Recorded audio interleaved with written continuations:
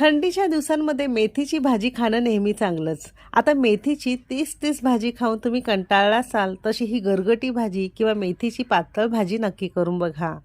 कमी साहित्यात कमी वेळात तयार होते आणि न खाणारे सुद्धा अगदी आवडीने खातील. चपाती, भाकरी, भाताबरोबर तुम्ही ही भाजी खाऊ शकता.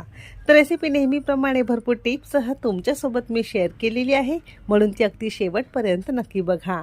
आणि जर रेसिपी आवडली तर एक लाईक नक्की करा. चला तर मग वेळ न घालवता रेसिपीला सुरुवात करूया.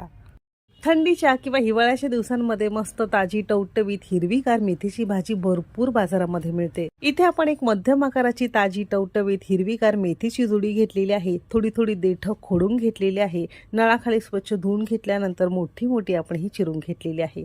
मेथीच्या पानांबरोबर थोडीशी देठं घेतली की एक तर चवीला भाजी छान लागते आणि त्यामध्ये खूप जास्त प्रमाणात जीवनसत्व असतात, जे आपल्या आरोग्यासाठी खूप जास्त गरजेचं आहे.